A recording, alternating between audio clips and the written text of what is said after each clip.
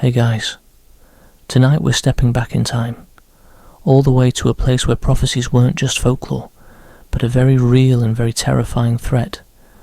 We're heading to ancient Greece, to a kingdom called Iolcus, a place where a young man named Jason is about to have his peaceful, albeit complicated, life completely and utterly upended. Just imagine, for a second, what that was like one day you're minding your own business, maybe tending to a flock of sheep or just trying to stay out of trouble, and the next, you're told by a king, no less, that your destiny is to sail across the known world, face down impossible odds, and retrieve a legendary relic. It's a bit like getting a really intense, life or death job offer, isn't it? One that you probably, definitely wouldn't survive. So, before you get comfortable, take a moment to like the video and subscribe, but only if you genuinely enjoy what I do here. And if you're up for it, drop a comment with where you're listening from and what time it is for you.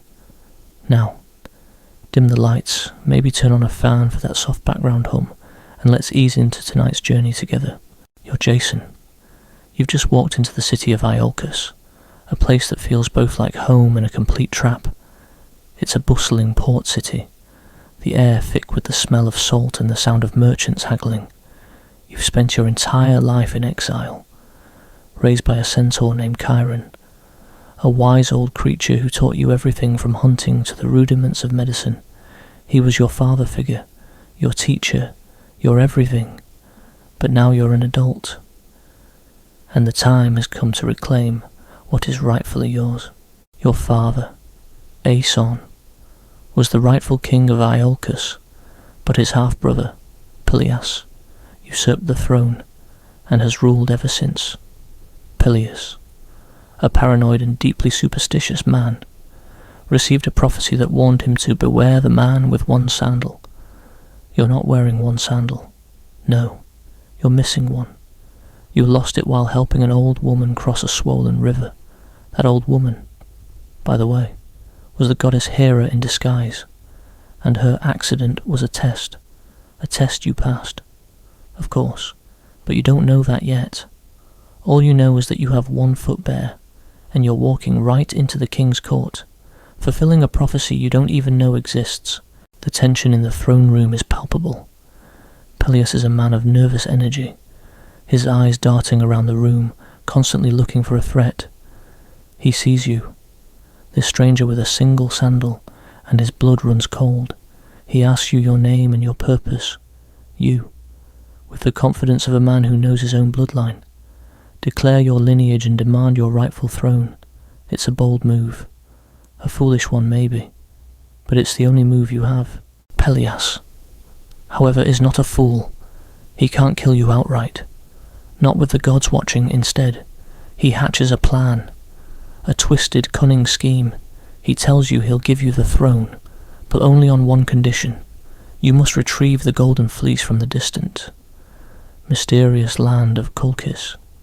You see, the Golden Fleece isn't just a sheepskin. It's a legendary artifact, a symbol of royalty and power. It's also guarded by a sleepless dragon in a remote and hostile land. Peleus is basically sending you on a suicide mission. He's betting that you'll either fail and die, or succeed and become so worn down by the quest that you won't have the strength to challenge him again. The fleece itself is a fascinating piece of ancient lore, according to the story.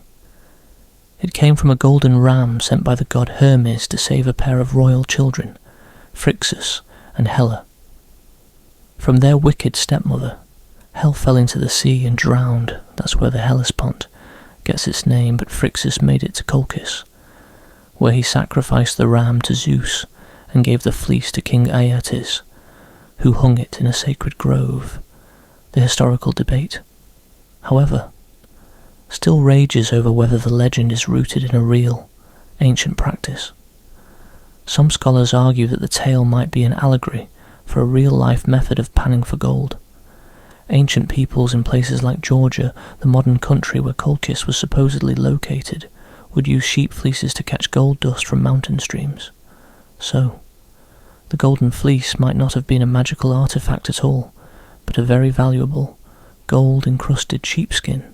It's a detail that adds a layer of mundane practicality to an otherwise mythical tale, and a rather amusing thought. Imagine risking your life for a fancy gold panning tool. But for you, Jason, it's not about the gold, it's about honour, and about reclaiming your father's throne. You accept the challenge. You don't have a choice. This is the moment your life changes forever. You're no longer just the young man raised by a centaur. You're the hero of a story that's just beginning, a story of a journey that will test not just your strength, but your character, your resolve, and your sanity. The first thing you need is a ship, a big one, the biggest and fastest one anyone has ever seen. You turn to Argus, a shipwright who has no idea what he's getting himself into.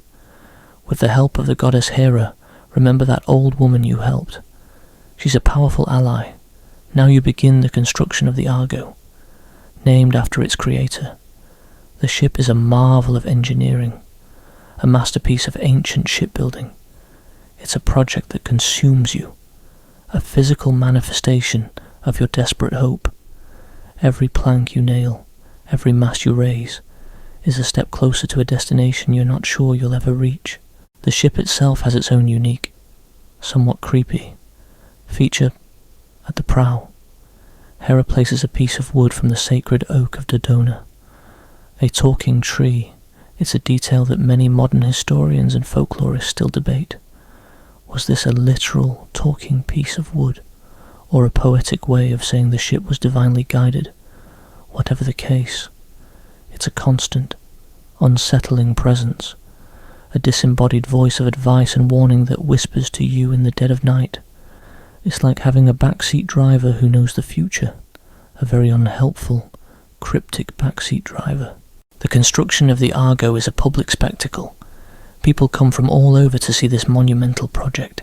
They whisper about you, some with admiration, others with pity.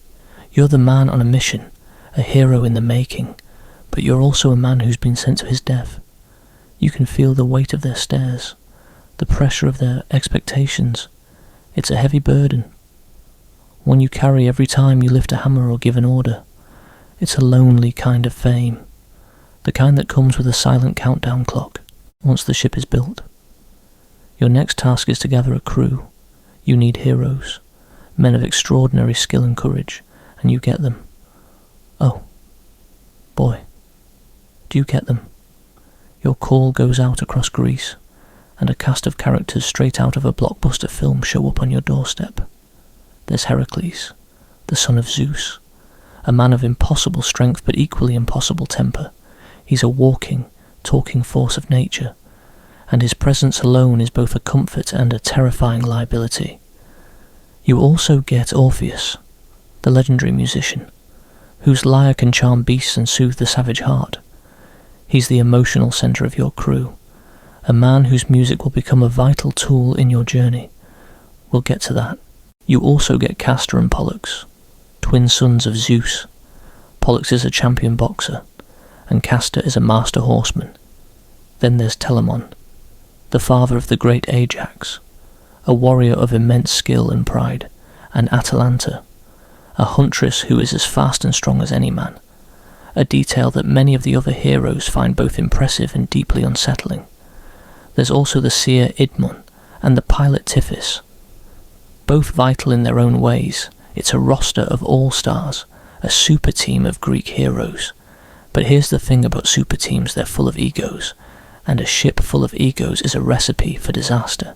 The first few days of the journey are spent getting to know one another, finding your place in this strange new family. There are arguments over everything, from who gets to stand watch to whose heroics are more impressive. It's a constant, low-level bickering that threatens to boil over at any moment. This is a far cry from the peaceful, structured life you had with Chiron. This is a mess of personalities, a clash of wills, and you, Jason, are at the helm, trying to steer a course through a sea of testosterone and ambition. It's a good thing Orpheus is there with his lyre, because you're going to need a lot of soothing melodies to keep these guys from tearing each other apart before you even leave Greek waters. Remember that talking piece of wood. It's not just for show. It constantly reminds you of the stakes. It whispers prophecies, offers cryptic warnings, and occasionally just makes a strange, creaking noise that sounds like a sigh. It's a constant, unnerving presence, a reminder that you are on a divine mission, and the gods are watching. The Golden Fleece isn't just a challenge from a paranoid king, it's an ordeal set out for you by the fates themselves. A hero's journey, in the most literal sense. It's a classic example of a single, seemingly minor decision helping an old woman across a river snowballing into a life-altering, epic quest. And you're just getting started. This is the calm before the storm, the quiet moment before the true horrors of the sea, the monsters, and the madness of your crew begin to test you in ways you can't even imagine. You're barely out of the sight of land, and already the true nature of your quest is revealing itself. The gentle waves of the Pagasetic Gulf give way to the open sea, and with the change in scenery comes a change in the mood of your crew. The camaraderie from the days of building the Argo has evaporated, replaced by a simmering tension. The men, your fellow heroes, are not just brawn and bravado. They are a collection of immense egos and personal demons, all crammed into a single, beautifully crafted ship, the talking prow of the Argo. That unsettling piece of prophetic wood seems to creak and groan in sympathy, its whispers now sounding less like advice and more like a warning. The first major stop on your journey, a place that will test your leadership and the very fabric of your crew, is the island of Lemnos. The Argo glides into the harbour, and the men are surprised to see a bustling, prosperous city, but one strangely devoid of men. There are women everywhere, and they welcome you with open arms, offering feasts and comfort. But something is wrong. The air is thick with a floral, almost cloying scent, and a quiet unease hangs over the island like a shroud. You learn the truth from the queen, Hypsipyle. The women of Lemnos, in a fit of rage, had murdered all the men on the island. The men, you see, had been neglecting their wives in favour of Thracian slave girls. The goddess Aphrodite, offended by the women's neglect of her worship, cursed them with a terrible stench that made their husbands despise them.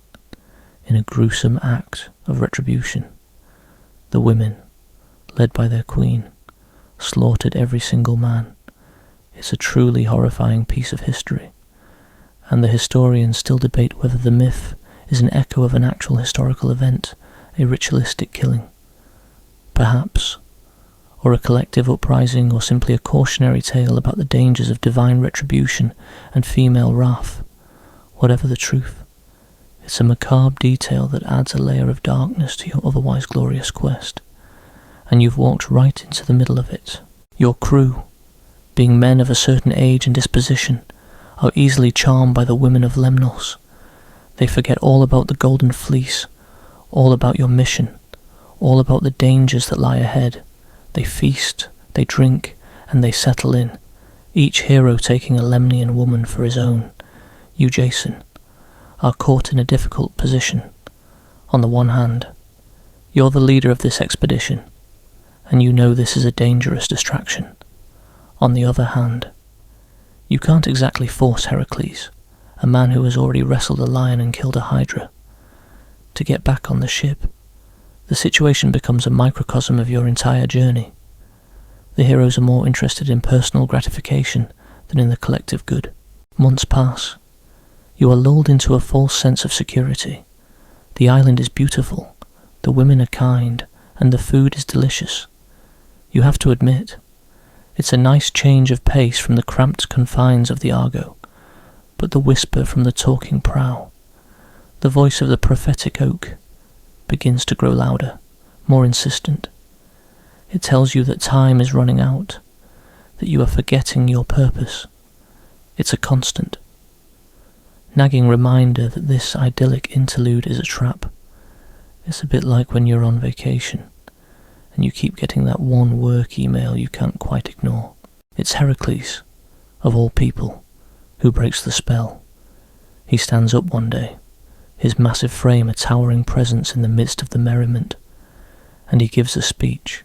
He reminds the men of their duty, of the honour of their quest, and of the shame of their laziness.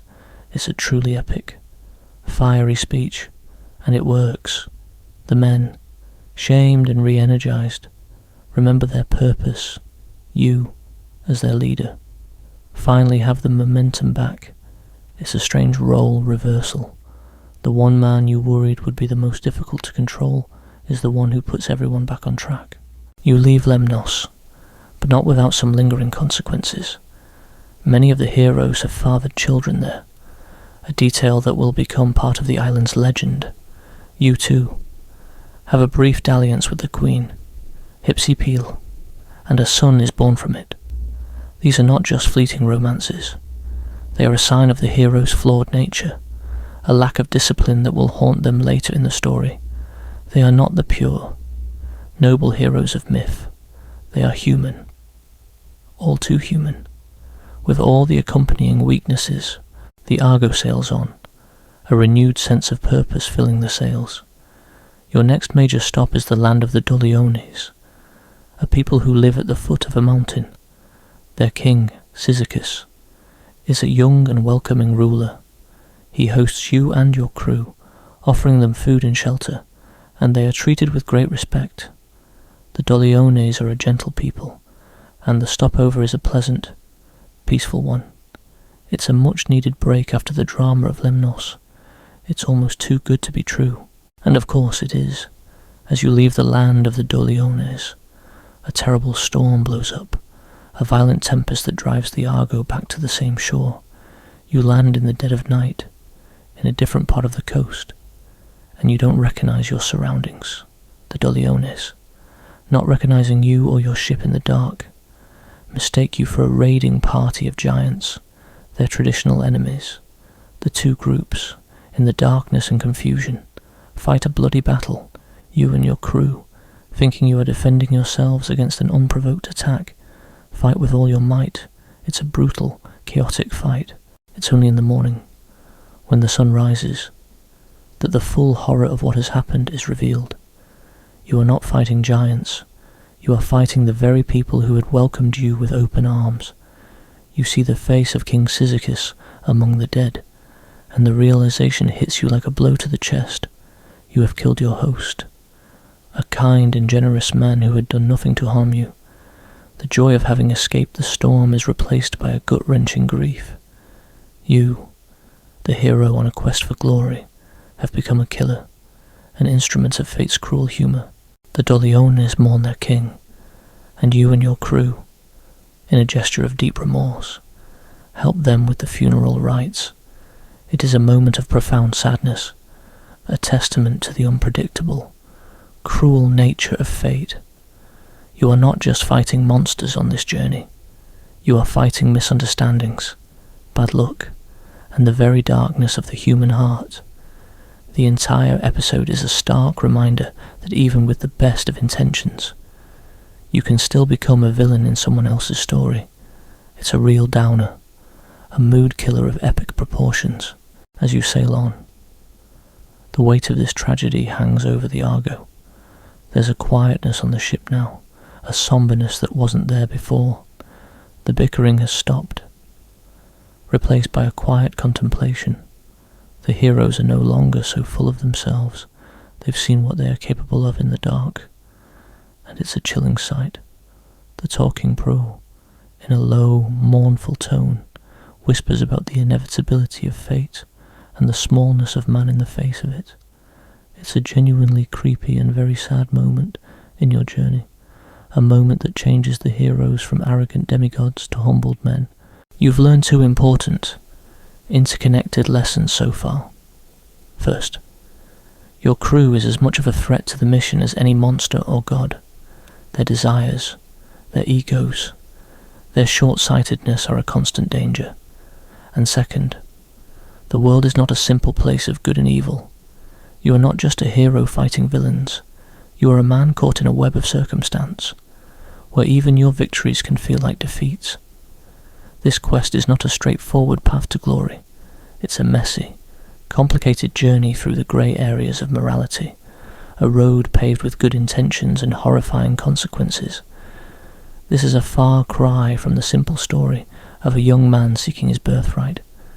This is a story of a journey that's already gone wrong, and you're just getting started.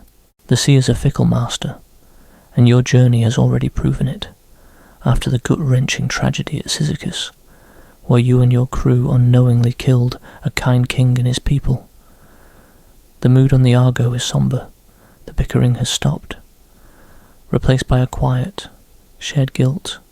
But a ship full of heroes, even humbled ones, is a ship full of pride, and that pride is about to be put to the test again, this time by a god and an angry, jealous woman. Your ship, a marvel of engineering and prophetic wood, glides through the shimmering waters of the Propontis. The air is warm, the sea is calm, and for a moment it feels like the world has given you a brief reprieve.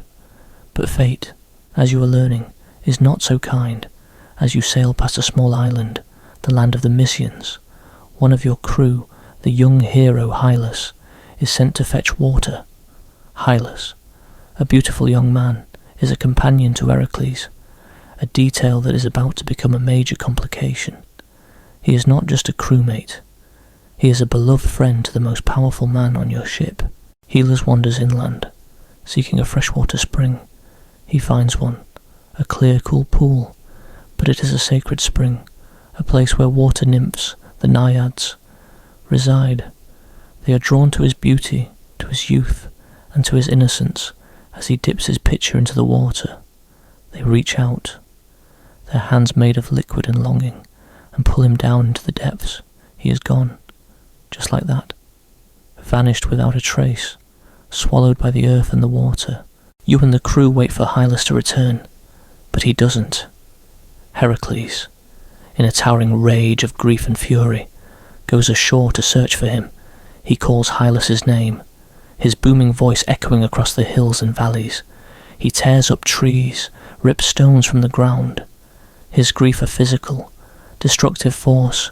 You, the captain, are caught in a difficult position. You can't leave Heracles behind, but you also can't abandon your quest, you and the pilot, Tiphys. Know that if you don't leave soon, the winds, which are currently favourable, will shift. It's a classic hero's dilemma, loyalty versus destiny. You decide to wait. You search for Hylas all night, but there is no sign of him. In the morning, the Argo is still anchored, a silent witness to a man's grief. But the winds are changing. The talking prow, in a low, almost panicked whisper, urges you to sail. It's a cruel twist of fate, a moment where the needs of the one clash violently with the needs of the many. You and the crew are forced to make a terrible decision. You must leave Heracles behind. It's a moment of betrayal, a cold and calculated choice. You, as the leader, make the call to cut the rope and sail away, leaving the most powerful man on earth to wander the wilderness, searching for a companion who will never return. It's an act that will haunt you for the rest of your life. The men on board, however, are a mix of relief and unease. They were terrified of Heracles' anger, but they were also comforted by his presence. His absence leaves a void, a sense of vulnerability that wasn't there before. The heroes are no longer the invincible super team. They are just a bunch of men in a boat. And one of their most important members is gone. The myth of the Argonauts is, in a way, a study in the gradual erosion of the hero's certainty. The loss of Hylas and the abandonment of Heracles is a turning point. It's the moment when the quest for the Golden Fleece becomes less a glorious adventure and more a grim, desperate undertaking. But there is a curious academic debate that still lingers over this incident. Some classicists argue that the episode of Hylas and Heracles might not have been a part of the original legend. They suggest it was added later, perhaps to explain why Heracles, a hero of such immense fame, wasn't present for the rest of the Argonauts' journey.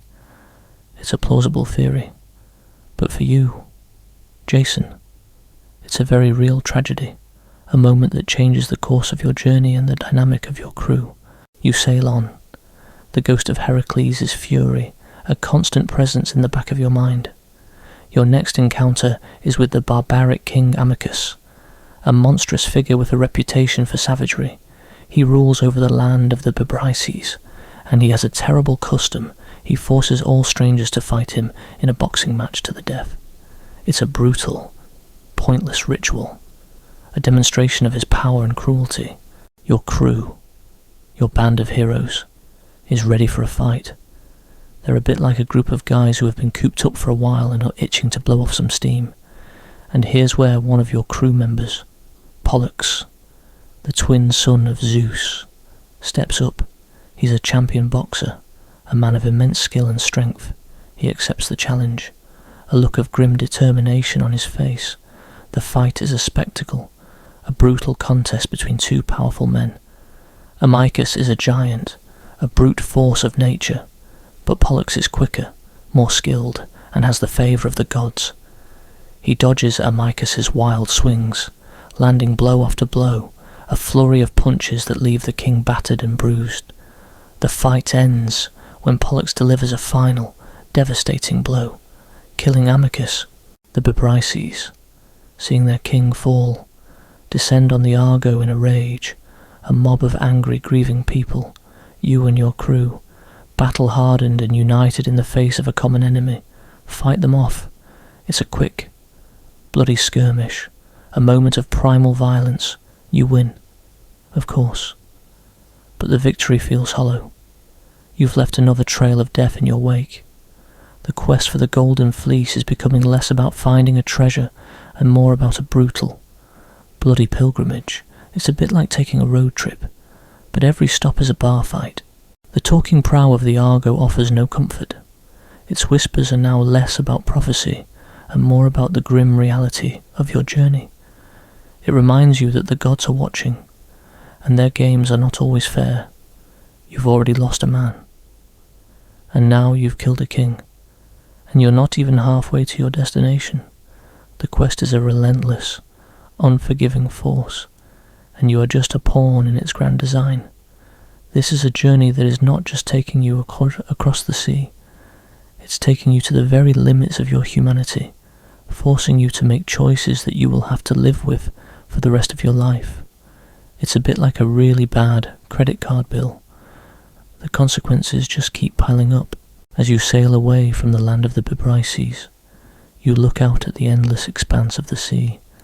The horizon stretches before you, a blank canvas of blue. But you know that behind every wave, beyond every distant shore, there is another obstacle waiting for you, another monster to fight, another god to appease, another terrible choice to make. You are no longer just a young man seeking his birthright.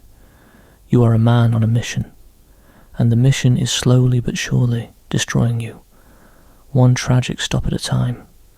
The heroes on your ship, once so full of themselves, are now just men, weary and worn down by a journey that is proving to be far more dangerous and far less glorious than they ever imagined. The quest for the Golden Fleece, a story that began with a prophecy in a single sandal, is quickly becoming a story of loss, violence, and profound regret. The sea is a constant presence, a silent observer of your triumphs and, more often than not, your tragedies. The Argo sails on, a ghost ship carrying a crew of haunted men. The loss of Hylas and the brutal fight with Amycus have left a mark on you all, a quiet understanding that this quest is not just a journey, but a relentless trial. The easy camaraderie of the early days is gone, replaced by a grim determination. The heroes on your ship, once so full of bravado, now move with a weary caution. The talking prow, that eerie voice of the sacred oak, is a constant reminder of the stakes, its whispers now sounding less like encouragement and more like a tolling bell. Your next stop is the land of the Salmydessus, a place where you're about to encounter one of the most memorable and bizarre characters of your entire journey, a blind king named Phineus. You and your crew land on the shores, a place that seems to be in a constant state of misery. The people are thin, their faces gaunt with hunger. The air is filled with the nauseating stench of decay and the high-pitched shriek of birds. You learn the source of their suffering from the king himself. Phineus, a king and a seer, was blessed with the gift of prophecy, but he used this gift to reveal too much of the gods' plans, and for that he was punished. Zeus, in his infinite and often cruel wisdom, blinded Phineus and inflicted upon him a terrible curse whenever the king sat down to eat. Two-winged, ravenous creatures with the faces of women and the bodies of vultures, the harpies, would swoop down from the sky. They would snatch his food, defile what was left with their foul droppings, and leave him to starve. It's a truly gruesome and humiliating punishment. A punishment that perfectly illustrates the gods' twisted sense of justice. It's a pretty specific and unpleasant way to be punished. Isn't it kind of like being forced to watch an endless loop of your least favourite viral videos while a pigeon poops on your popcorn? But you, Jason, have two men on your crew who can help. They are Calais and Zetes, sons of Boreas, the god of the north wind. They have wings of their own and can fly. Phineus, in a moment of desperate hope, promises you a prophecy in exchange for your help. He will tell you how to navigate the most dangerous part of your journey. The fearsome, simple gades, the clashing rocks. It's an offer you can't refuse. You and your crew set up a trap. You lay out a feast for the king, and as he sits down to eat, the harpies descend. Their screeching is deafening. Their wings a blur of motion. They are vile, disgusting creatures, and the air around them seems to curdle. But Calais and Zetes, with their own wings, rise to the occasion. They chase the harpies through the sky. A high-stakes aerial pursuit that is a spectacle to behold. They are faster, stronger, and more determined. They chase the harpies across the sea, across the sky. A relentless pursuit that ends with the harpies promising to never again torment Phineus. The god Iris intervenes, a divine messenger that puts an end to the chase, and the harpies are driven away for good, banished to a far-off land. Phineus, freed from his curse, is overwhelmed with gratitude. He keeps his promise. He tells you about the simple gates, a terrifying gauntlet of two massive rocks that smash together, crushing anything that tries to pass through them. He tells you the only way to get through is to release a dove. If the dove makes it through, you can follow. If it doesn't, you must turn back. It's a very specific and very strange piece of advice. It's the kind of tip you'd get from a guy who's just been freed from a curse, and you're not sure if it's brilliant or just completely bonkers. This is a great example of a unique, specific detail that is often glossed over in many tellings of the myth, but it's a crucial one that highlights the bizarre and sometimes absurd nature of ancient prophecy. The entire episode at Salmydessus is a fascinating study in the moral ambiguity of your quest. On the one hand, you have performed a noble act. You have freed a king from a terrible curse and brought relief to his starving people. On the other hand, you have done so for a very specific, very selfish reason to get a prophecy that will help you complete your own quest. You are not a pure hero, acting out of the goodness of your heart. You are a man with a mission, and you are willing to use whatever means necessary to achieve your goal. This is a theme that will continue to haunt you. You are becoming more and more pragmatic, more and more willing to bend the rules, to make deals with gods and men, to do whatever it takes. There is a historical debate, of course, about the myth of Phineus and the Harpies. Some classicists argue that the story is not a literal tale of winged monsters and a blind king. They suggest it might be a metaphor for a real-life meteorological phenomenon, the sudden. Violent storms that could destroy a ship and leave a coast ravaged. The Harpies, in this interpretation, are not creatures but the personification of these destructive winds. It's a theory that adds a layer of realism to the myth, a way of grounding the fantastic in the mundane realities of ancient seafaring. But for you, Jason, they were very real, very disgusting creatures, and you are very glad they are gone. As you leave Salmydessus, the crew is in a state of high anxiety. The prophecy from Phineas is not a comfort, it's a terrifying premonition. The idea of the clashing rocks, of a narrow passage that could spell the end of your entire journey, is a new source of fear. The heroes, who have faced giants and barbarians, are now terrified of two inanimate objects, two pieces of rock that move with the destructive power of a god. The talking prow, which has been eerily quiet since the last tragedy, now seems to hum with a low, nervous energy. It's as if even the ship itself is scared. The journey to the simple guides is a tense one. The men are silent, their faces drawn with worry. There are no jokes, no bickering, just a quiet, shared dread. You, as their leader, try to project an air of calm, but inside, you are a knot of fear. You are about to face the ultimate test of your courage, a test that will determine whether your quest continues or ends in a watery grave. This is the moment of truth, a moment that will define not just your journey, but your legacy. All the tragedies, all the sacrifices, all the suffering, it all comes down to this one. Final test. The sea is no longer a canvas of blue. It's a field of anxiety, a path of no return. The prophecy of King Phineas, the terrifying image of the simple gates, the clashing rocks has turned the entire crew into a bundle of nerves. You, Jason, stand at the prow of the Argo, the wind whipping through your hair, the salty spray stinging your face. You are the leader. But in this moment, you are just a man with a heavy heart and a very strange plan. You hold a single white dove, a living symbol of your hope and a crucial element of the prophecy. The Argo sails into a narrow, winding channel, and in the distance, you can see them, two massive, sheer-faced rocks looming out of the sea like teeth in the mouth of a monster. The water between them is a maelstrom of violent currents and churning waves, a churning, angry mess of foam and chaos. The rocks themselves seem to be alive, moving slowly, deliberately, a silent, terrifying dance of destruction.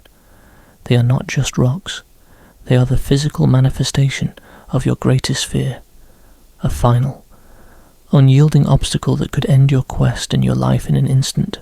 The air around them is thick with a low, rumbling sound, a sound that is both a geological groan and a primal roar. It's the sound of stone scraping against stone, of tectonic plates shifting, of the very earth groaning under the weight of its own power. This is the clashing rocks, the simple gates, and you are about to face them head-on. The talking prow of the Argo, that ever-present voice of the sacred oak, is silent now, as if even the gods themselves are holding their breath.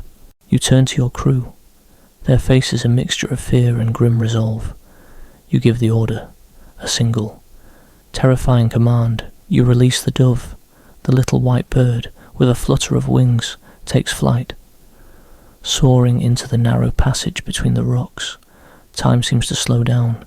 You and your crew, all of you, watch with bated breath, your hearts pounding in your chests. The dove flies true, a small speck of white against the dark, foreboding stone. The rocks begin their inevitable, terrible movement, closing in on each other with a sound that makes your teeth ache. The dove makes it through, just barely, as the rocks slam together. Its tail feathers are clipped, a tiny, almost insignificant loss in the grand scheme of things, but a victory nonetheless. The prophecy holds true. The gods have given you a sign. This is it. This is your chance. You give the next command, a word that holds all your hope and all your fear. Row the crew, with a renewed sense of purpose, dips their oars into the water, their muscles straining, their collective will pushing the ship forward. The Argo, a marvel of ancient shipbuilding, surges into the passage, a small, fragile vessel against the immense power of nature. The currents are a violent, chaotic force, pulling and pushing the ship in every direction. Waves crash over the sides, drenching you all in icy cold water. The sound of the rocks, of their grinding, is deafening, a sound that promises to crush you all into a pulp. But you have a master helmsman, Tiphys, and he steers with a skill that is born of a lifetime at sea. He guides the ship through the treacherous waters, his every move a testament to his experience and his calm under pressure. Just as you are about to make it through, a wave slams into the side of the Argo, and for a moment, it feels like the end. The ship is thrown off course, and it seems to be heading for a collision. But your crew, your heroes, are not just muscle and ego. They are men who have faced death before. With a collective shout, they put all their strength into a single, final stroke. The ship lunges forward, and you pass through the narrow channel just as the rocks begin to move back. A single unified motion of immense power. You've made it. You've passed through the clashing rocks. The crew lets out a collective cheer, a release of tension and fear that is almost as loud as the grinding of the rocks themselves. It is a moment of pure, unadulterated relief, a moment of triumph against impossible odds. You and your crew have done it. You have defied a god's punishment, a king's curse, and the immense unyielding power of the earth itself. It is, perhaps, your greatest victory so far, and it is a victory won not with brute force, but with a small bird and a blind king's cryptic advice. The myth of the simple gates has, of course, been the subject of much academic debate. Was it a literal pair of moving rocks, a magical feature of the ancient world, or was it a metaphor for a real-life geographical danger? Many scholars believe the simple gates are a mythologized version of a dangerous, narrow sea passage in the Black Sea, a place where a ship could be easily wrecked by strong currents and hidden reefs. The clashing rocks could be a vivid description of the waves crashing against the cliffs, a sound that would seem, to a terrified sailor, to be the very land itself fighting against him. It's an interpretation that makes the story less a tale of magic and more a testament to the real-life dangers of ancient navigation. But for you and your crew, it doesn't matter what the academic debate says. It was real. The rocks were real, the fear was real, the victory was real, and with the simple gates behind you, you are now sailing into the vast, unknown expanse of the Black Sea, the Pontus Euxinus, the hospitable sea that was anything but. The journey continues. The sea is no longer a familiar playground. It is a hostile, foreign entity. The sun feels different. The stars are in different places, and the air itself smells of an ancient, untamed wilderness. You are sailing into a land of legend, a place where the gods hold sway, and where the rules of the world you know no longer apply. The talking prow, that prophetic piece of wood, begins to whisper again, its voice now filled with a new kind of warning, a low hum of foreboding. It tells you that the worst is yet to come. It tells you that your journey has been a rehearsal, and the main act is about to begin. The Golden Fleece is out there, a glittering prize in a land of magic and danger, and you, Jason, are about to meet your most formidable foe yet.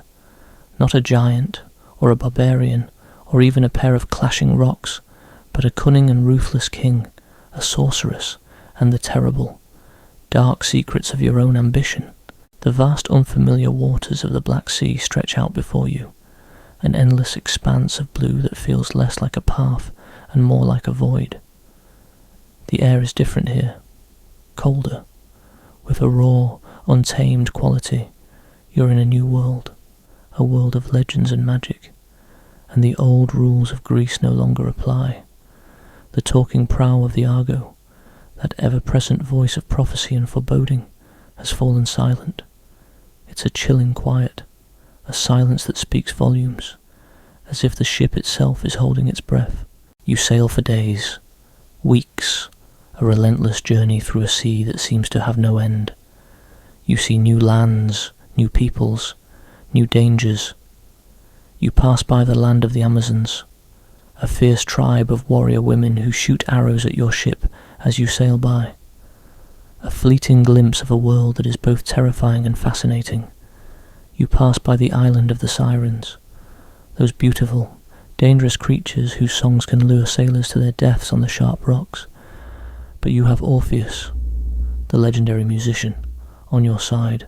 As the hauntingly beautiful melody of the Sirens drifts across the water, he takes up his lyre and plays a song so beautiful, so powerful, that it drowns out their call. The men, entranced by his music, row on, their hearts filled not with longing, but with the pure, unadulterated joy of his melody.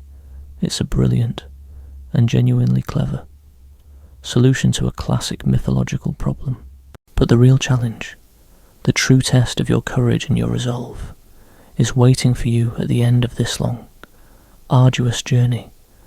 You finally arrive at the kingdom of Colchis, a land of ancient magic and raw power. The air is thick with the scent of strange herbs and the low hum of an unseen energy.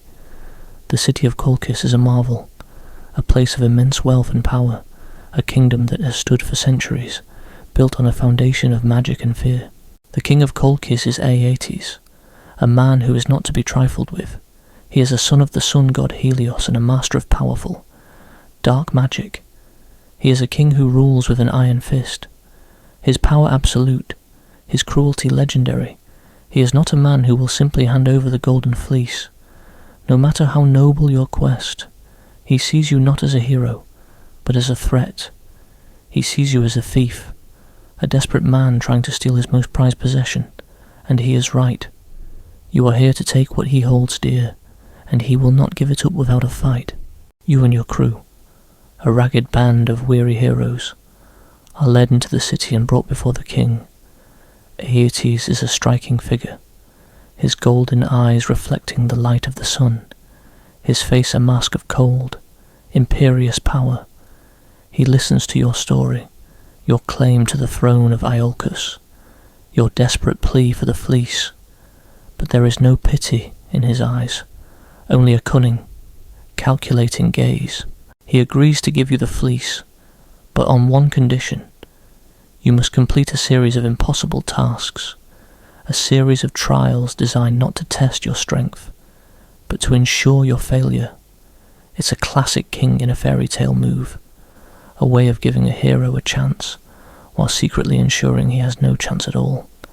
Artes' tasks are designed to be impossible, to be a theatrical, humiliating way for you to fail.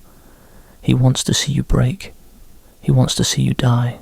The first task is to yoke 2 fire-breathing bulls with hooves of bronze. These are not ordinary bulls. They are beasts of divine origin. A gift from the gods to the king. They are immense, powerful creatures, their breath a torrent of fire, their roars a sound of pure, unadulterated rage. You must plough a field with them, a field that is as hard as rock, a field that has never seen a plough before, and you must do it alone. The second task is to sow a field with dragon's teeth, the very teeth of the serpent that Cadmus killed, a piece of ancient, terrifying lore from these teeth, a crop of armed warriors. The Spartoi will spring from the ground. You must fight them, a legion of men born of the earth, men who are stronger, faster, and more numerous than you. You must defeat them all, a single man against an army born of magic and rage. The final task, the one that is almost a joke, is to defeat the sleepless dragon that guards the Golden Fleece. This is no ordinary dragon. It is a serpent of immense size and power, a creature that never sleeps. Its eyes are constant, fiery gaze of pure malice. It is a beast that is immune to all weapons, a creature that is the very symbol of the king's power and his cruelty. You must defeat it, not with a sword, but with a cleverness and a strength that seems impossible to a mortal man. This is where the story gets really complicated and really interesting. While you are trying to figure out how to complete these impossible tasks, you are not alone. Aeetes has a daughter, a sorceress of immense power named Medea.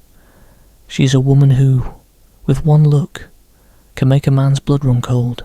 She is a master of herbs and potions, a wielder of ancient dark magic, and she has fallen in love with you.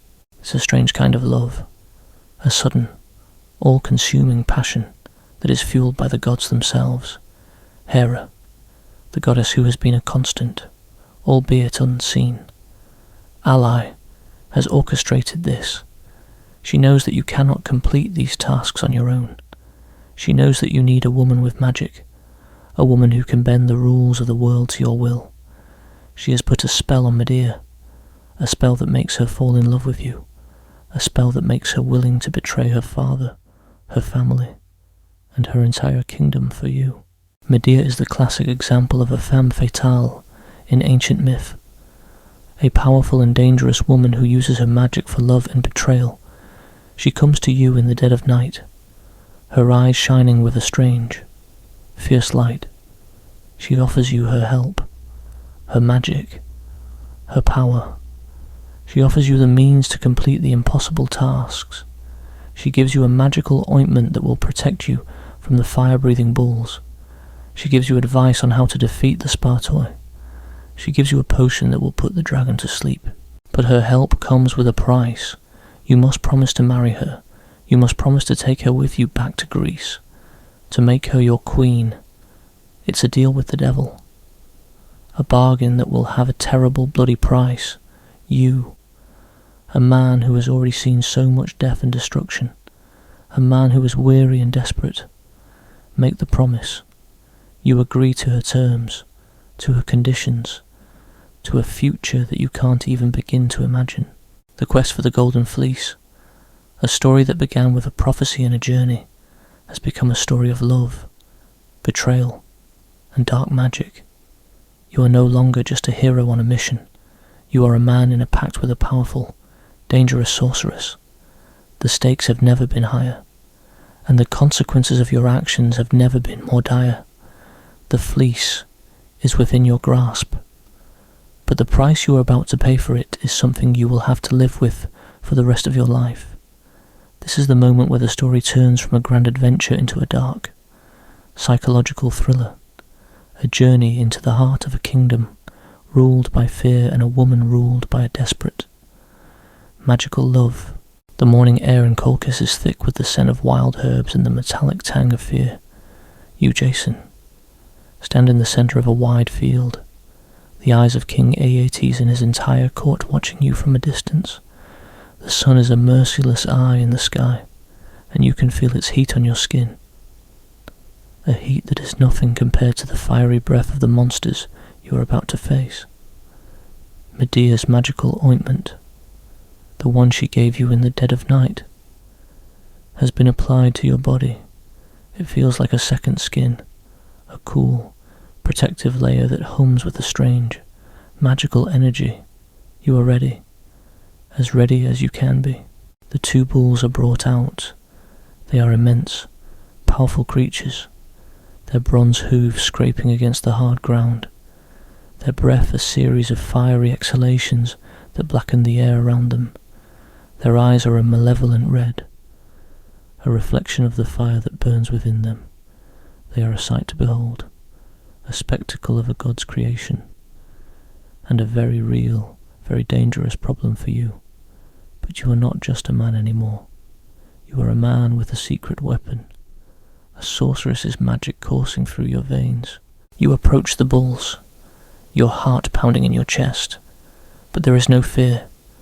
The ointment has given you a strange, almost unnatural calm. The bulls charge at you, their horns lowered, their fire-breathing mouths a terrifying sight. But the ointment, Medea's magic, is working.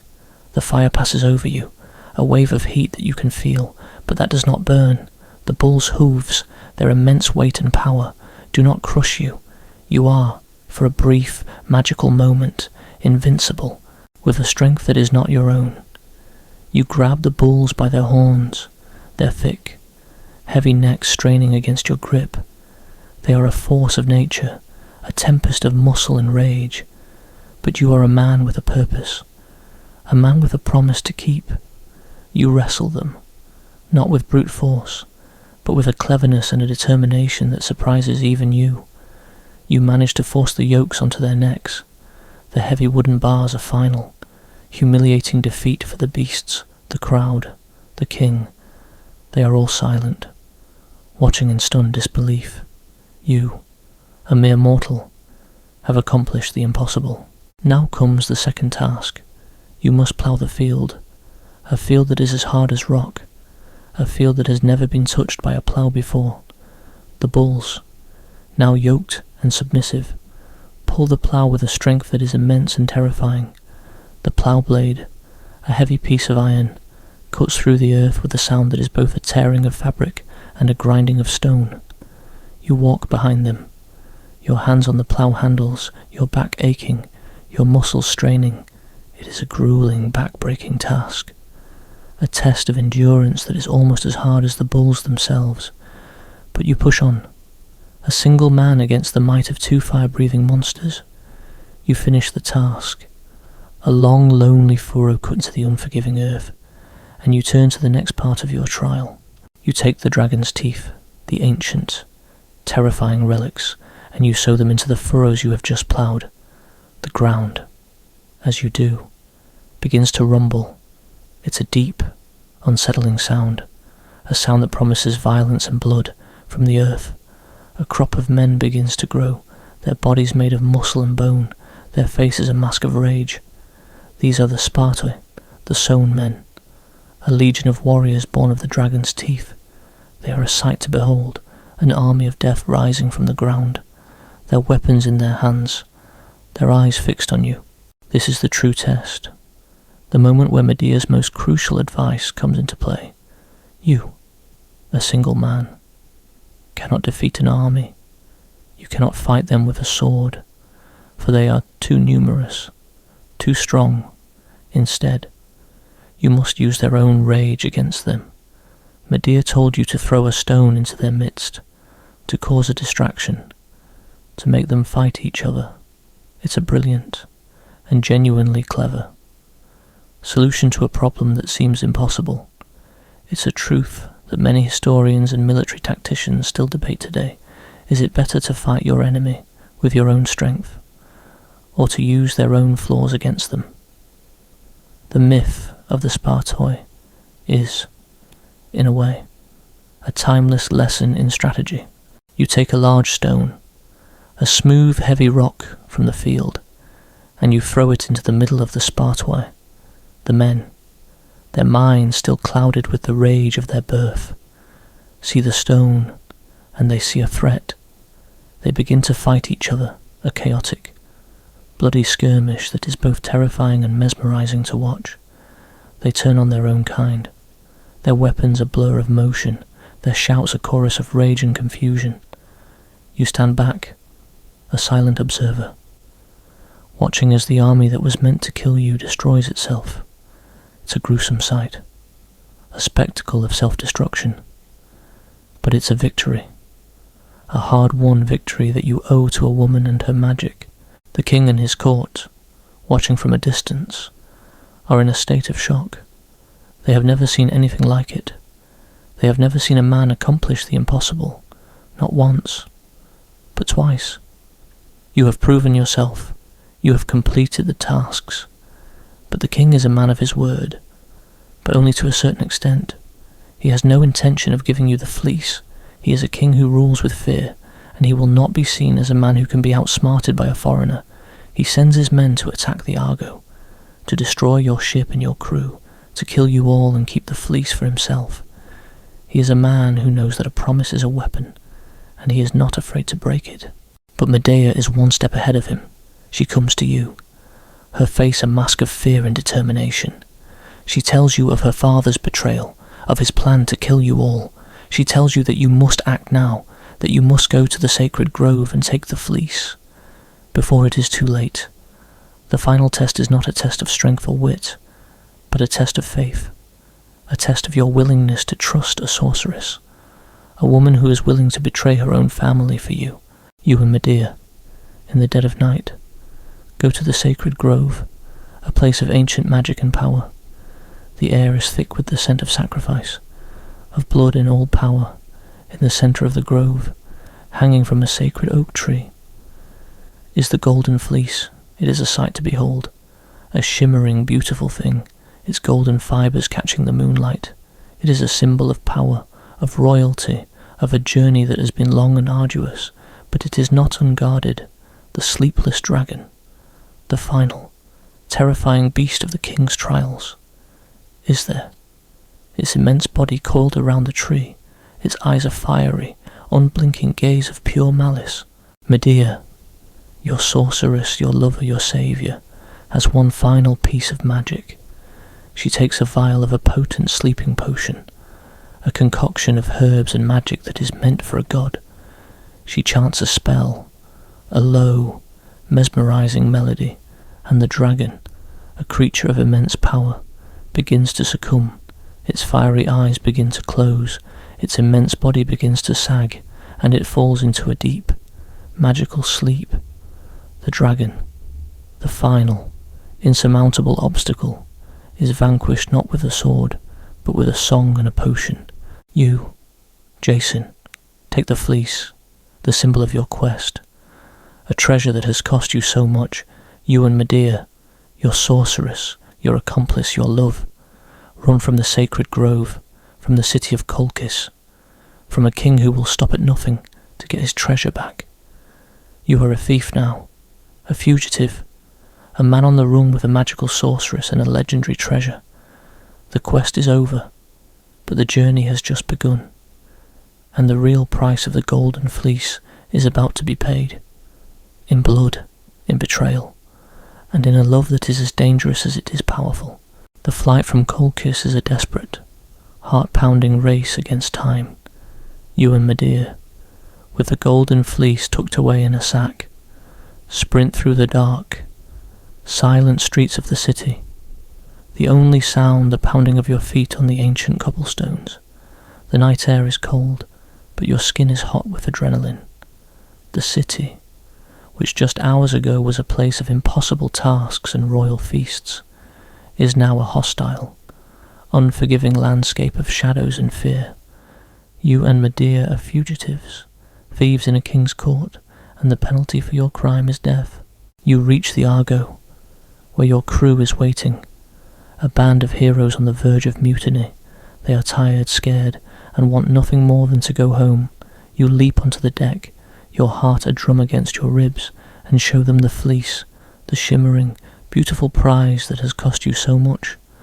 For a moment, their fear and exhaustion are replaced by a gasp of awe. The Golden Fleece is real, and it is in your hands. You give the order to sail, and the Argo, a ghost ship in the moonlight, glides out of the harbour, leaving the city of Colchis behind. But you are not safe.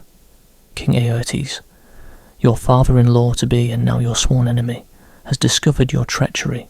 He is a king who rules with an iron fist, and his fury is a terrifying thing to behold. He assembles his fleet, a formidable navy of warships, and sends them out to sea. A pack of hounds on your trail. The chase is on, a desperate, high-stakes game of cat and mouse on the open sea. Medea, the sorceress you promised to marry, the woman who betrayed her father for you, is no longer just your companion. She is your navigator, your strategist, your magical weapon. She knows the seas, she knows the currents, and she knows the dark, hidden secrets of the gods. She guides you through a treacherous, winding maze of islands, a path that is known only to her, a path that is designed to confuse and outwit your pursuers. But the Colchian fleet is relentless, their ships faster, their numbers greater. It's here that Medea's true nature, her capacity for both love and horrifying cruelty, is fully revealed.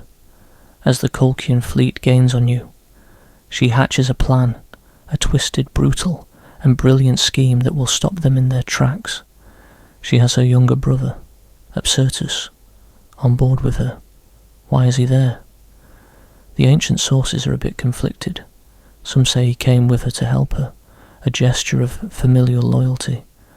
Others say he was taken hostage, a pawn in her game of escape. The truth, in this case, is not as important as the action. Medea, in a moment of cold, calculating cruelty, kills her brother. She chops him into pieces, a gruesome act of butchery, and throws his body parts into the sea. The Colchian fleet, seeing the horrific sight, is forced to stop. They are a people of ritual, and they cannot simply sail past the dismembered body of their king's son. They must stop. They must gather the pieces, and they must perform the proper burial rites. It's a moment of pure, unadulterated shock and disgust. A moment that stops the chase, but at a terrible price. Medea, the sorceress you love, is also a cold-blooded killer, a woman who is willing to commit a monstrous act of fratricide to save her lover and his crew. The historical debates around this event are as old as the myth itself. Some classicists argue that the act is a metaphor for the severing of family ties, the brutal, final act of betrayal that Medea commits. Others suggest it might be an echo of a real-life practice of dismembering the bodies of enemies to prevent them from receiving a proper burial. But for you, Jason, it's not a metaphor or a historical debate. It is a very real, very gruesome act that you witnessed, a stain on your conscience that will never be washed away. You have a sorceress on your ship, and she has proven, in the most horrifying way possible, that she is a woman of immense power and even more immense cruelty. The Argo, with the ghost of Apsyrtus on its conscience, sails on, leaving the Colchian fleet behind. But the gods are not pleased. Zeus, the king of the gods, is furious with Medea's act of murder. He sends a terrible storm to punish you, a tempest of wind and rain that threatens to tear your ship apart. The talking prow, that prophetic piece of wood, which has been silent for so long, finally speaks. Its voice is low, mournful, and filled with a divine fury. It tells you that you are cursed, that your journey home will be long and arduous, and that you will not find peace until you and Medea are purified of her crime. The Argo is driven off course, a small, fragile vessel against the immense, divine rage of a god. The storm rages for days, a relentless punishment that tests your crew to their very limits. You are forced to seek refuge, to find a place where you can be purified, where you can find a way to appease the gods. You land on the island of Circe, a powerful sorceress and the aunt of Medea. It's a strange, almost surreal reunion. A meeting of two powerful women, one who has just committed a terrible crime, and the other who must help her atone for it. Circe is a woman of immense power, a mistress of magic and illusion. She sees the stain of blood on Medea's hands. She sees the guilt in your eyes, and she agrees to perform the purification ritual. It's a dark, secretive ritual, a cleansing of the soul that is as much a psychological ordeal as it is a magical one. You and Medea kneel before her, your bodies a silent testament to the crimes you have committed, and she performs her magic, her voice a low, mesmerizing chant that fills the air. The ritual is successful. The gods are, for now, appeased, but the shadow of Apsyrtus, the memory of Medea's terrible act, will forever haunt your journey and your life. The quest for the Golden Fleece, a story that began with a prophecy in a single sandal, has become a story of murder, betrayal, and divine punishment. The fleece, the object of your desire, is a beautiful, shimmering thing, but it is now stained with the blood of a brother, a symbol of a crime that can never be undone. The price of your ambition, the cost of your glory, is a terrible thing, and you have only just begun to pay it. The journey home, a journey that you thought would be a triumphant parade, is instead a long, arduous pilgrimage of regret and penance, a road that is paved with the ghosts of your past and the terrible, dark promises of your future. The Argo, a ship once filled with heroes and bravado, now feels like a prison, a small wooden coffin on a vast and unforgiving sea. The purification ritual on Circe's island has, for the moment, appeased the gods, but the memory of Medea's brutal act, the dismembered body of her brother, Apsyrtus, haunts you all. You, Jason, are no longer a hero on a quest for glory. You are a man on the run, a man who has made a terrible deal with a dangerous woman, and the price of that deal is a stain on your soul that can never be washed away. The Golden Fleece, that shimmering prize, feels less like a symbol of victory and more like a cursed relic, a reminder of the darkness you have embraced. The journey home is not a triumphant sail, it's a long, arduous pilgrimage of regret and penance. The talking prow of the Argo, that prophetic piece of wood, which was so quiet during the chase, now whispers to you in the dead of night, its voice filled with a low, mournful tone. It reminds you of the choices you have made, of the lives you have ruined, and of the terrible price you are about to pay. You sail through the Mediterranean, a sea that is both familiar and foreign. You pass by new lands, new peoples, new dangers. One of the most memorable of these is your encounter with the giant bronze automaton, Talos, a creature that guards the island of Crete. He is a marvel of ancient engineering, a man of pure bronze, his veins filled with ichor, the blood of the gods. He patrols the island's shores, his immense body a towering presence, throwing boulders at any ship that dares to approach. He is, to put it simply, a walking, talking, incredibly dangerous fortress. But you have Medea, your sorceress, your secret weapon. She is a woman who can see the world not as it is, but as it could be. A woman who understands the strange, magical weaknesses of a world created by the gods. She uses her powers of persuasion, her ability to entrance and beguile, to trick Talos. She promises him a magical elixir, a secret to immortality. Talos, in his hubris, believes her, as he bends down to drink the potion. She uses her magic to remove the bronze nail that seals his ankle, the one weak point in his otherwise invincible body. The ichor, the divine blood that flows through him, spills out, and Talos, the invincible automaton, falls to the ground with a sound that shakes the entire island. He is no more. It is a truly spectacular death, a moment of magic and cleverness that proves once again that Medea is as much a hero as she is a monster. But the death of Talos is just a brief moment of triumph in a long, difficult journey. Your crew is weary, exhausted by the relentless demands of the sea and the weight of their own consciences. They are no longer the eager, arrogant heroes who set out from Iolcus. They are men who have seen too much, done too much, and are now just trying to get home.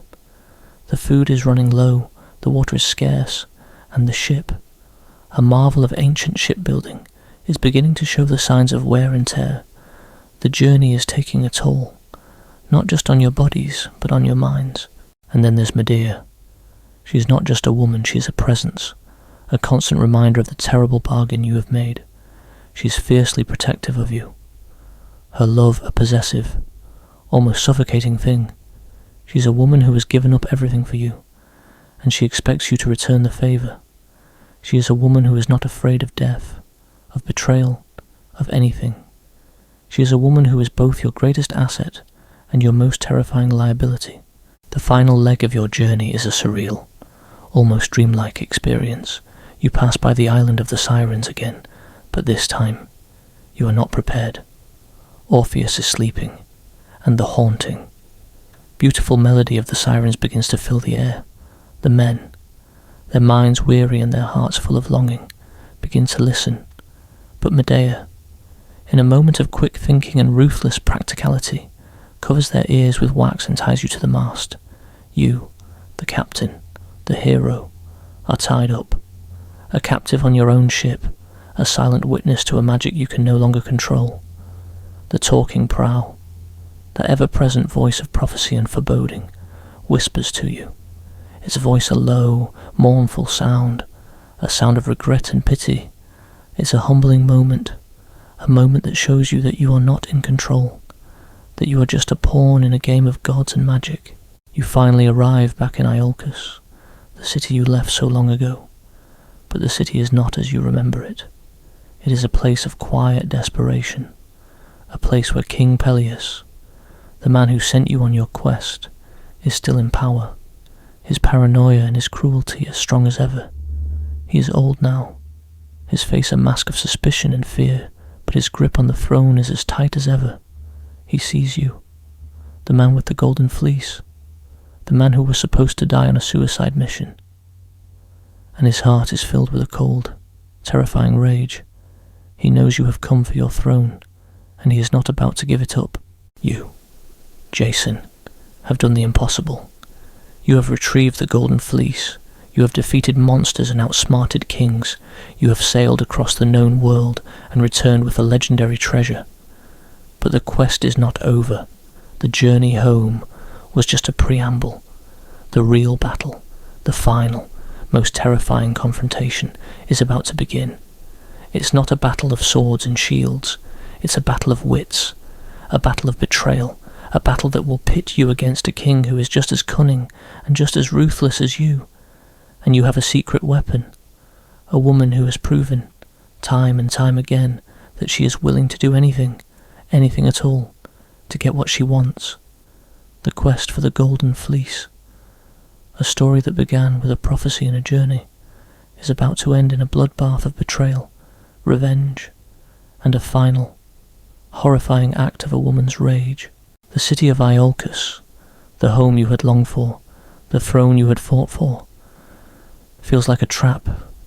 You, Jason, a man who has sailed across the world and back, stand on the deck of the Argo, the Golden Fleece gleaming in your hands, but your heart is filled not with triumph, but with a cold, creeping sense of dread. The air is thick with the same low-level anxiety that permeated this city so long ago, the same paranoia that drove King Pelias to send you on a suicide mission. He is old now, his face a web of wrinkles and suspicion, but his grip on the throne is as tight as ever. He is a king who rules with a cold, iron fist, and he is not about to give up his power to a man who was supposed to be a ghost. You walk into the throne room, the fleece in your hands, the eyes of the court on you. You are a hero, a man who has accomplished the impossible, but in this court, you are just a threat. Pelias, a master of cunning and deceit, looks at you with a cold, calculating gaze. He sees the fleece, he sees the woman at your side, Medea, a sorceress of immense power, and he knows that he is in a game of wits he might not win. He makes a promise, a final, terrible bargain. He will give you the throne, but only on the condition that he can rule for 1 more year, to honour the gods and his own royal lineage. It's a delaying tactic, a way of buying time, a way of ensuring that you will not live to see the end of his reign. But Medea is not a fool. She sees through his lies. She sees the betrayal in his eyes, and she knows that a man who has lied once will lie again. She is a woman who has given up everything for you, and she is not about to see her sacrifice go to waste. She hatches a plan, a final, horrifying act of revenge, a plan that is as brilliant as it is cruel.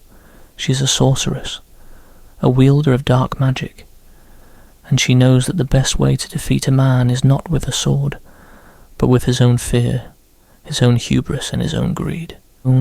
She goes to the daughters of Pelias, a group of young women who are fiercely devoted to their father. She tells them a story of an ancient ritual, a story of a magical power that can restore youth and vitality. She shows them a demonstration, a brutal, horrifying performance that is as much a magic trick as it is a promise. She takes an old ram, a creature that is on its last legs, and she cuts it up into pieces. She puts the pieces into a cauldron, a large bubbling pot of water, and she chants a spell. From the cauldron, a young vigorous lamb leaps out, a symbol of a youth and a life that has been magically restored. The daughters of Pelias, in their naivety and their desperate love for their father, believe her. They believe that this is not just a magic trick, but a real, tangible power, a power that can give their father a new life. This is the ultimate con, a brilliant piece of psychological manipulation. The daughters, in their desperate hope, agree to the ritual. They take their father, their beloved king, and they cut him up into pieces. They put the pieces into a cauldron, a large bubbling pot of water, and they wait. They wait for a young, vigorous man to leap out, for a new life to be born. But it doesn't happen. The water simply boils. The pieces of their father simply cook, and the hope of a new life is replaced by the horrible, gut-wrenching reality of a son's cold-blooded murder. The daughters, in their blind faith, have become killers, instruments of a sorceress's revenge. The city of Iolcus is in a state of chaos. The king is dead, murdered by his own daughters. The throne is empty. But you, Jason, are not a king. You are a man with a stain on his soul, a man who has used a sorceress to achieve his goals, and now you must pay the price. The people of Iolcus, seeing the truth of what has happened, rise up in a furious, terrifying mob. They see you not as a hero, but as a traitor, a murderer, a man who has used black magic to steal a throne. They banish you and your sorceress, your magical killer. You are forced to leave the city, the throne you had fought for, the kingdom you had longed for, a distant memory, a promise that was never fulfilled. The final act of your story is not one of triumph, but of profound tragic loss. You and Medea flee Iolcus, a pair of fugitives with a cursed past and no future. The Argo, your magnificent ship, the ship that carried you across the world, is now just a battered, lonely vessel on an endless sea. The heroes, your crew, have all left, disgusted by your treachery, by Medea's cruelty, by the dark, terrible stain on your name. You are alone, a man who has lost everything for a throne he will never sit on, for a glory he will never know. The rest of your life is a long and slow, agonizing descent into madness and despair. You and Medea settle in Corinth, a city where you try to forget your past, to build a new life. But Medea is a woman who is not meant for a quiet life, a woman who is not meant to be a simple wife. She is a sorceress, a queen, a woman of immense power, and she is not meant to be a simple woman. You, in a final, heartbreaking act of betrayal, abandon her and marry the king's daughter. It's a final, crushing blow, a final, unforgivable betrayal that seals your fate, a betrayal that sets off a chain of events that will end in a bloodbath of unimaginable cruelty. The rage of a sorceress scorned is a terrifying thing. Medea, in a fit of grief and fury, kills the king, his daughter, and then, in the final, most horrifying act of all, she kills your children, the sons you had with her. She takes her revenge, a brutal, horrifying act of a woman who has lost everything, a woman who has given up her family, her home, her entire world for a man who has betrayed her. You are left alone, a man who has lost his children, his wife, his throne, his crew, his glory, and his sanity. You are a man who has nothing, a man who has paid the ultimate price for his ambition. The end of your story is not a happy one. You are an old, lonely man, a man who has lost everything, a man who sits on the shores of a foreign sea, a silent witness to a life that has gone horribly wrong. You are killed, not in a heroic battle, but in a mundane, tragic accident. The talking prow of the Argo, your magnificent ship, the ship that carried you on your quest for glory, falls on you. A final, cruel twist of fate, a final, ironic end to a life that was supposed to be a legend. The hero who was meant for glory dies a lonely, forgotten man, a victim of his own ambition, his own hubris, and his own terrible choices. And so the story ends. A tale not for sweet dreams, but a stark reminder that every glorious journey can be tarnished by the choices made and the prices paid. The story of Jason is no fairy tale. It's a hard-won lesson about ambition, betrayal, and a dangerous love.